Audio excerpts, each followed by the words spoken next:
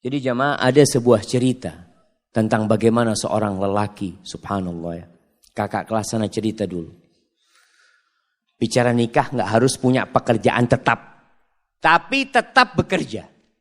Biasanya kan orang tua bingung ngelihat, nah itu calon suamimu kerjaannya belum tetap, nah kata dia. Dia kerjanya serabutan. Alhamdulillah, yang penting mau bekerja.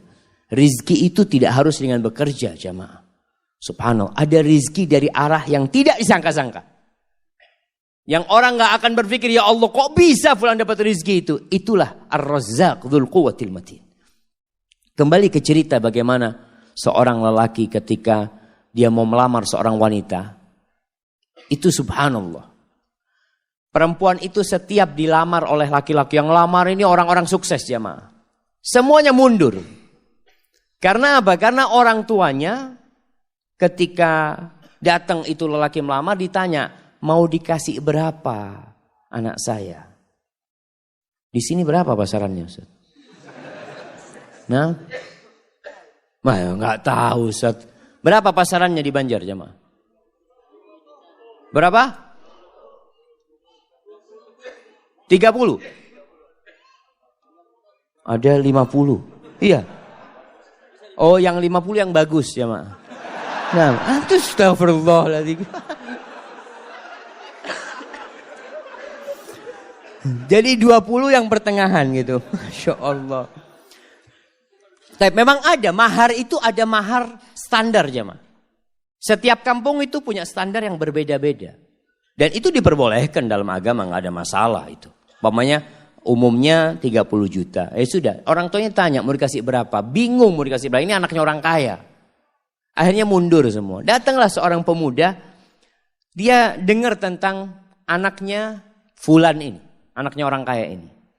Dia ngomong sama sahib-sahibnya, anak mau melamar dia, siapa tahu diterima. Ya Allah, orang yang lebih sukses dari kamu mundur, apalagi kayak kamu. Nah, punya kayak, ya bismillah kan, siapa tahu diterima. Berangkat dia melamar. Ini tidak harus cinta, tapi cocok.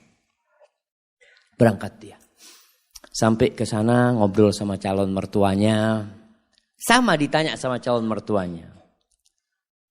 Mau dikasih berapa anak saya? Apa kata calon mertua? Kata calon menantunya, Bapak minta berapa? Oh Allah jamaah. Ini jamaah. Kamu jual saya beli. Minta berapa? Masya Allah. Karena dia memang makelar jamaah. Dia itu kerjanya maklar kemana-mana.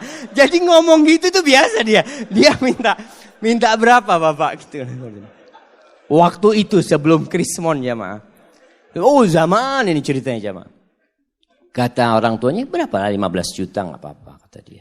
Cuma 15 juta paman kata dia. Subhanallah jemaah. Jangan paman.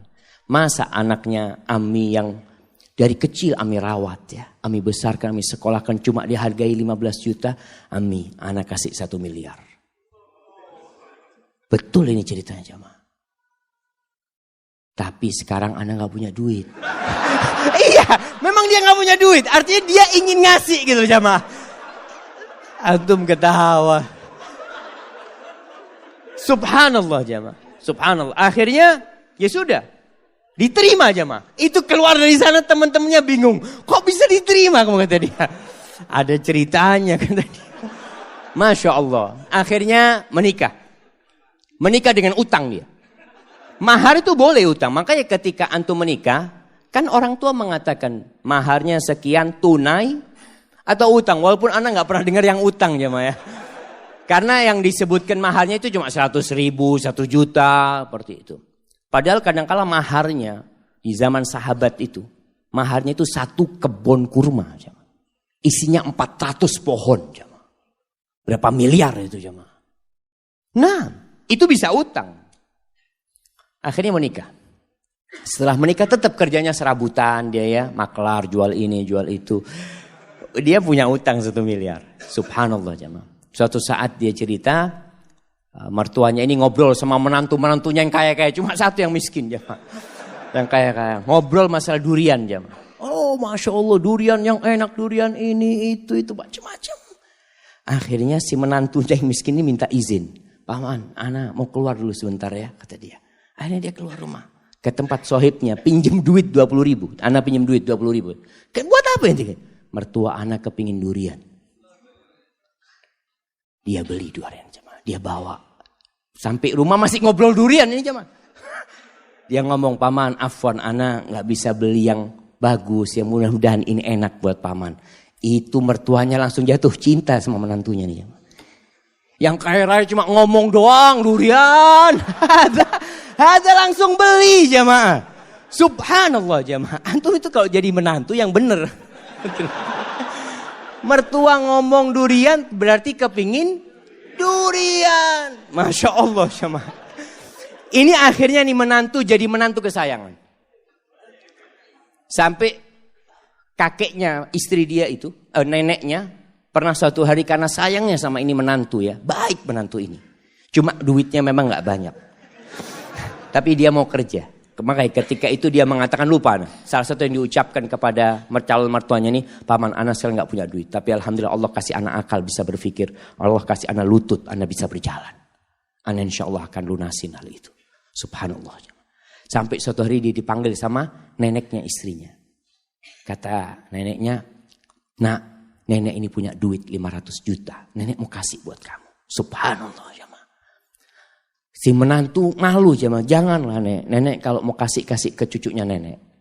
Biar nanti anak pinjam, anak putar duitnya. Masya Allah. Antum ketawa. Ini laki-laki terhormat, jemaah. Artinya dia nggak mau terima. Dia nanti mau pinjam sama istrinya. Kalau sudah punya istrinya dia bisa pinjam. Masya Allah, jemaah. Akhirnya diberikan kepada istrinya, duitnya diputar, dia lunasin 1 miliar, jemaah. Maka carilah lelaki tadi yang gak harus punya pekerjaan tetap. Masih banyak masyarakat Indonesia itu yang berpikir kalau cari pasangan hidup yang pegawai. Yang sudah punya gaji tetap.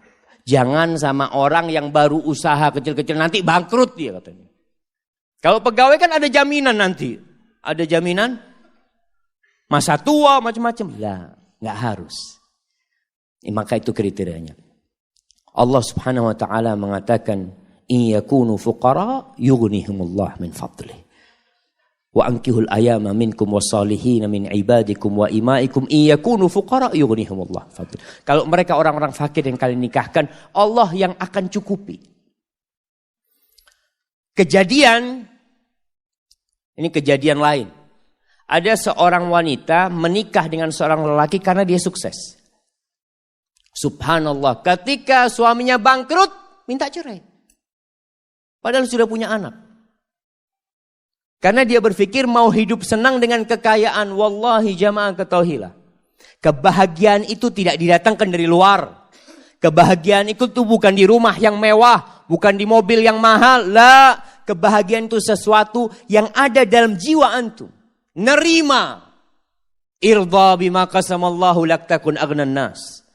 Kata Nabi SAW, ridholah engkau dengan apa yang Allah berikan kepadamu. Engkau akan jadi orang paling kaya, kata Nabi SAW. Tapi adapun kalau mau cari istri, maka Rasul SAW mengatakan tungkahul mar'ali arba. Wanita itu dinikahin karena 4 hal. Nah, yang sudah menikah bisa sebutkan anak kasih hadiah. Nah, yang sudah menikah. Antum sudah nikah. Nah, berdiri. Karena kecantikannya. 4. Karena kekayaannya. Karena keturunannya, nasabnya.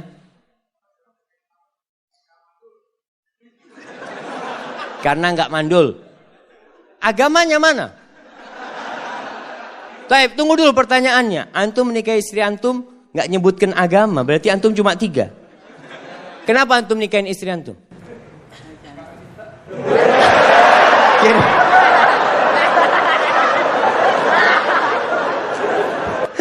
Masya Allah, Masya Allah. Ambil hadiahnya. Hadiahnya ditukar, Afan. Hadiahnya ditukar.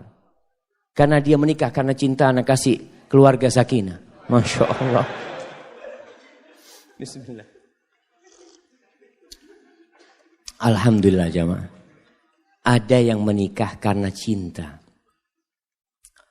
Apa yang menyebabkan dia cinta? Wallahu a'lam. Bisa jadi karena cantik. Istri antum mudah-mudahan cantik. Tapi ingat kecantikan itu akan hilang.